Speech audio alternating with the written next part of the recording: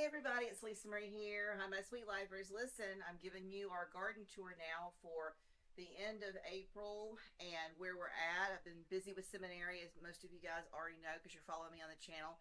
Right now we're in my potting area where I've got on my porch spaces that I pot up ferns and work on nursing back to health, things that get sick both in the house and in the garden. And I picked up and have on my little whirly tray here some things that I'm going to be putting into the garden next week. I've got a really neat tomato plant here. It's called Siam, and it's supposed to be compact. I've also got a couple of peppers here. Really excited about this pepper. This is a Fresh Bites orange, so there's a lot of little peppers that are going to be on this plant. There's two of those. There's a couple of candy cane ones, a few plants that I need to put in with flowers. This basil is what I was talking about yesterday on the Sweet Scoop. This is the one that is called actually a pesto perpetuo or perpetuo basil. I've never seen it before, but it really smells wonderful, and so I'm going to be excited to see how we make some beautiful pesto with this as well.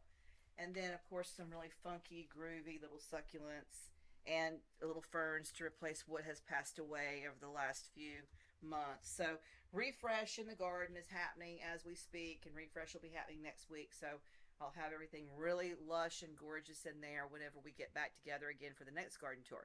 We're going to walk outside. I'm going to show you what I've got going on out in the garden. So out here,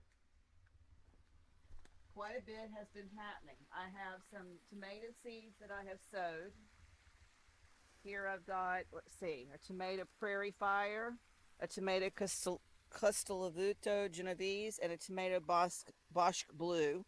And so those are itty bitty babies, but they'll go in a few weeks.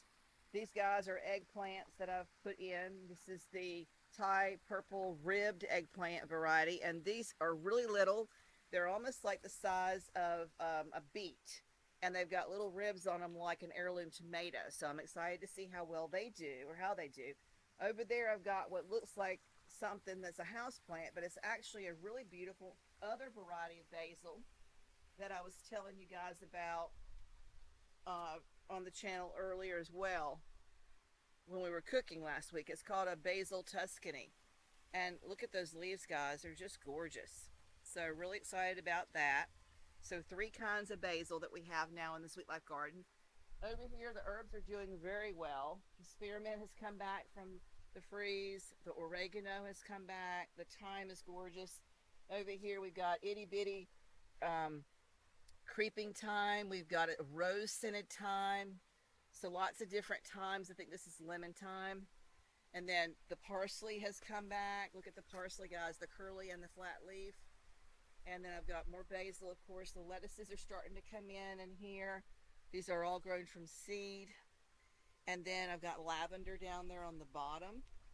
This is I think it's a lemon basil as well. And then more of this really nice mixed type of lettuces that you can pick and it'll grow again. And then this is a raspberry plant, a raspberry bush rather, that made it through the freeze. And so I've really eaten a lot of raspberries around here, like to bake with those. So excited to see that. Tarragon is blooming. We've got some beautiful sage. So now it's time to go on out to the main garden.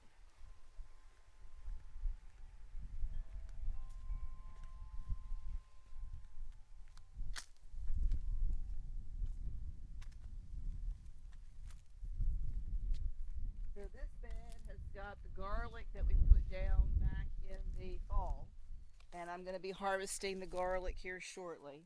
These two beds are resting beds, and they will be eventually planted up with other things.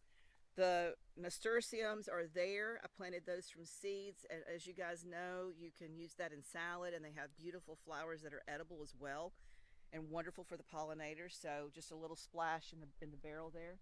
Here's some beautiful spinach and beautiful Swiss chard that I grew from seed. And then look at this gorgeousness that just popped up here. Beautiful sunflowers, just decided to show herself. The magnolias too are absolutely beautiful. They're all starting to bloom. Cast over there, they're all blooming. I'm going to be making some more of my magnolia syrup. If you guys did not make that before, you can see that on the channel from probably 2 years ago. And you can use that in all kinds of drinks and desserts and whipped creams and beautiful stuff. This bed has got some sage in it and the kale, more Swiss chard, and the spinach as well. Really beautiful, beautiful spinach. And then the next bed, we've done a different way of planting the strawberries this year. So we decided to put down a plastic tarp, and I see blooms in here. I'm seeing a few strawberries starting to form. This has really been an excellent way to do this. So I'll report back to you as you see the garden tour and see exactly what that ends up being. I really think it's going to turn out to be the best way to grow strawberries. This is the beet bed. You guys know how Uncle Brian loves the beets. All these are the baby beets. And I want you to look in here. This is absolutely stunning. I'm going to pull it out so you can see it. Look at this. These beets are gorgeous, guys. Absolutely gorgeous. Just beautiful. I mean, does it get any better than that?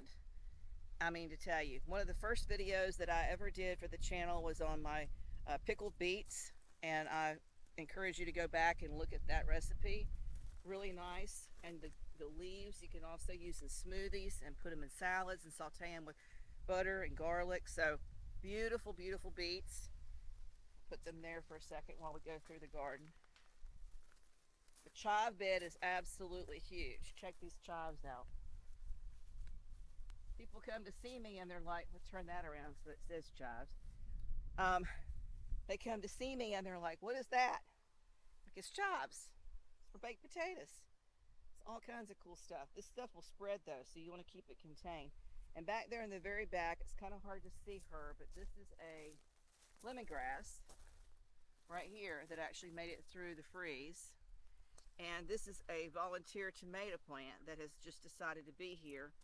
My birds, because the Sweet Life garden is so prevalent with birds, there's a lot of birds eating things and then dropping things, and we're getting tomatoes all over the yard. I've got them in the front yard, I've got them in the backyard, I've got them everywhere. Wait till you see the cilantro, you won't believe the cilantro.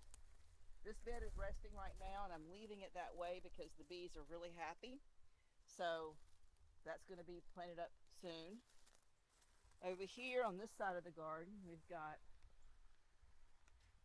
another gorgeous sunflower coming in, and a couple of more tomato plants that are volunteers as well.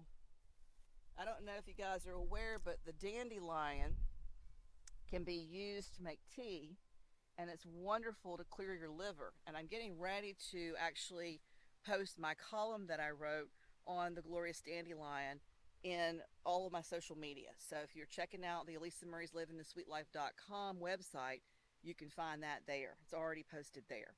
But the dandelion is something you definitely do not want to kill in your garden. It feeds the bees, and it's good for you to actually use as well. Over here, look at that gorgeous chard. Now, she is left over from the fall and was covered during the freeze, and she is way bigger and really beautiful. And in this bed, we've also got some flowers that have been planted that have come back, and also another tomato plant is over there in that corner. Here I've got some more nasturtium, which I planted, and I've got these beautiful lettuces, and some of these need to be picked. Some of these have gone a little bit too long and they're going to be too bitter to eat, but this is a really neat variety because when you pluck it down, it actually grows back up. So it's not like you have to harvest it and then you have to keep doing your perpetual seeding. That one, if I cut it to the ground, she'll just grow more leaves. So you can see where I did it over there. You've got one there that's big, and then you've got one starting right back up again. This one's starting back up, and this is a beautiful head of lettuce. Beautiful lettuce. All right, over here we have got more lavender, which I just love. And I actually have another variety of lavender that's going to go in here. And also in here we've got some of our different colored carrots, and they're ready to harvest as well. So I need to go in here and pull these guys up because they're ready to eat. There's a handful over there. And for those of you guys that are gardening in Texas, what I do in the summertime and right now in the spring, sow it for summer, winter, is when I put my tomato beds in, I actually sow in carrot seeds underneath those tomato beds so that the tomatoes can shade the carrots because they don't like to be in the baking sun in Texas. But these guys were put in a long time ago and they've now started to crown, so it's time to pick those. This is the pepper bed. So in here we've got a couple of varieties. This is the hotbed this year. These are the jalapenos, which have already started to bloom. And we have got, there's some more blooms there.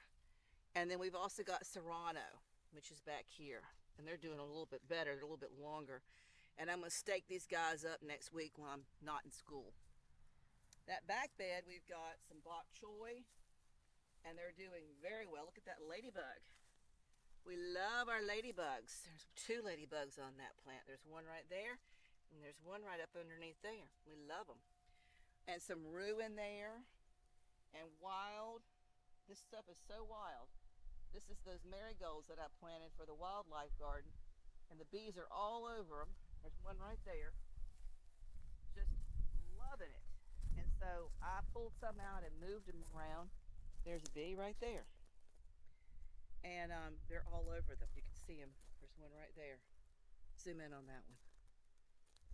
Just beautiful. They just spend the whole day over here. And I really don't want to move them, but I have to because I've got to make room for the beds. But there's plenty of stuff. We're a designated wildlife garden, so we actually have a whole section I'll show you in just a second where we got lots of stuff for them to eat and pollinate and be happy. Those chrysanthemums that are around the tree is the place that I like to shoot families, and those all have come back beautifully. And what's funny is that this is actually the spot right here that I usually put mommy and daddy and the babies to shoot. And the whole tree got completely covered and all it came back after the freeze. But look, there's one little hole. Perfect for somebody's little hiney to be able to take a picture. So really happy about that. A couple of these wildflowers have come back here as well. Let's start back over here. For those of you that are also reading the column, this is Joseph Theodore. And he showed up at the house the Monday before Christmas covered in blood. He had been eaten up with a coyote, and I have nursed him back to health, and he is the most fantastic cat ever. Yes, you are, my sweet baby. Fantastic cat. Just love him so much. He perfectly fits with our family in the Sweet Life Garden. Okay, so over here we've got those beautiful kale, purple kale. Look at these guys. They're just gorgeous. Beautiful formation, no issues, all organic. A big thank you again, as we always say, to Microlife and to Sienna Mulch, because without the dirt being right, without the nutrients being right, and without doing this right, you can't really have a wildlife garden if you're covering things with pesticide. And these are all everything in the whole garden is pesticide free. So it's amazing. You can come out here and literally just pick it right off the thing and eat it. And you don't have to worry about it being harmful. Check out these guys. The radishes are ready to be harvested. Look down in there. They've all crowned. You've got radishes and radishes and radishes. And I mean beautiful radishes. On this side I sowed purple radishes. They're ready to go. Again, perfect timing this year because of the seminary schedule. So I'm going to be off school next week and I'll be able to get out here and pull stuff out and bring stuff in and cook it, as well as to plant more stuff. And over here on this side, I've got the red ones. So check this out. You've got the radishes there. You've got, let's see, some more radishes are here. These are a little bit smaller, but radishes nonetheless, really pretty. So that's the radish bed. Over here, we've just cut down again the asparagus. I've been working on this bed since 2020. And look at this, guys. Beautiful spears, beautiful spears. You have to keep a good check on this. Honestly, what happens is that they start to grow, and they grow within a matter of a few days. So you got to come out here and really keep an eye on it. If you don't, what happens is this head goes way up splits off and plants more seed, which is not a bad thing because the more you can get spread, the more you're going to have. And this is a bed that will last for 40 years, guys, after you get it established. So can you imagine 40 years of being able to pick asparagus right out of your backyard, all pesticide free? This bed right here is probably one of my favorite beds right now. Look at all those onions. Just beautiful. Celery is here. Again, grown from seed. Beautiful celery. Beautiful celery. And then over there in the back corner as well is another. I've just sprinkled seed here, sprinkled seed there, and just look at it. It's absolutely stunning. Over here, look at these onions. They're just beautiful. Great big, beautiful. Actually, are leeks.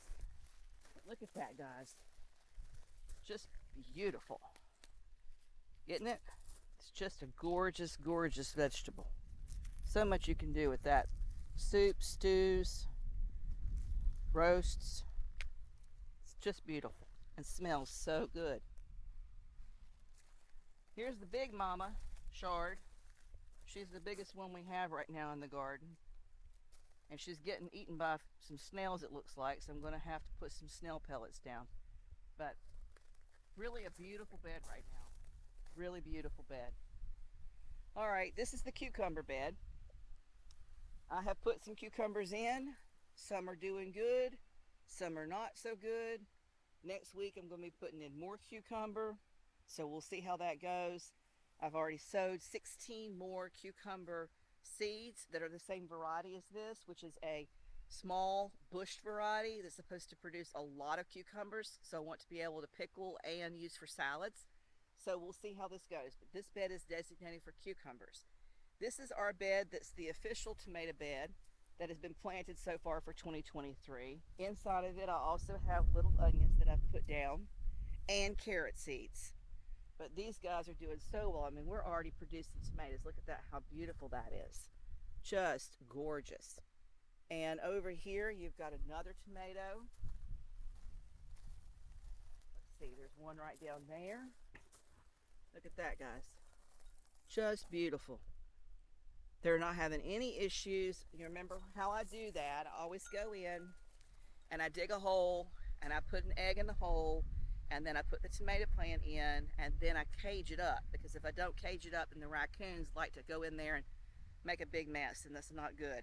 And so they had been caged for like the last probably 3 or 4 weeks, and now they've come off the cages, and I taped them up this past week, and they are just taking off. They look beautiful. Another couple of weeks I'll have to do it again, because they're getting tall enough to grab another section and keep them up. You want to keep them pinched off at the bottom, and air has to come through it. Otherwise, you're going to end up with blight. So that's a big tip on the tomatoes. Over here, you've got a tomato plant that was another volunteer, and look how great they're doing. And this is one of those varieties that has clusters of tomatoes. There's a really good view right there. See that? And these are great for salads. They're really great for salads, especially my cucumber and tomato salad. And all of this entire bed in the middle has been sowed as well with more carrots. Over here you've got more nasturtium, and this is actually, and that kind of closed up so you can't really see it right now because we're here at dusk, but these guys are edible and they're really wonderful, and so I'm excited about that. This is a really cool, same variety as what I was showing you over there with those clustered grapes. And you've got more onions that are back there. Again, you've got the situation going on here with these cucumbers, the original ones that I had set in. It looks like I've got 4 maybe that are going to be okay. And again, I've sowed 16 more, so we should be fine in terms of production. There's another volunteer tomato plant, and she's big, but she's not long. She's like, you know, short to the ground, so I've got to wait till she gets taller before I can put her up over the archways. This bed right here is going to be eggplants when we get the eggplants established. And this right here is absolutely gorgeous, guys. Check this artichoke out. This artichoke I have been planting and watching and babysitting since 2020. And again, Once you get this established, it's really going to be with you for a while. You'll be able to continuously pull off of it. And if you can keep the deer from eating it, which is what I had her under the cage, this is going to be wonderful, because artichokes and asparagus are two of the most expensive vegetables that you can buy at the grocery store. And it was one of my goals, was to be able to have both artichokes and asparagus in the Sweet Life garden. And I just want you to look at how pretty it is. You know, the way that it grows, you've got it coming out at the bottom, and then this little mama is getting ready to be harvested. And I saw somewhere, may have been on one of my social medias, where a chef had taken the baby ones and had actually cooked some stuff. So I may actually pull that a little bit sooner than I normally would and saute that in some butter and lemon and garlic and see how that tastes. If it's not too tough, we may opt to do some of that with this particular plant as well. I want to take you through this back walkway right quick, because this is where we've got all of the wonderful wildflowers. I sowed 200,000 seeds for the butterflies and the bees, and they have just taken off. There was poppies. Some of these spaces need to be filled in, but look at these poppies, guys. How beautiful they are. Just lovely. And the trick to that is you got to plant that way back in September. It's got to get cold for them. And then they poof, come right up. It's beautiful. And then over here you've got probably the best scene in terms of the actual flower display right now, where you've got the salvia and you've got marigolds and you've got the bachelor buttons, and you've got this beautiful wildflower as well. Just a gorgeous deep purple. Really beautiful. Really, really beautiful.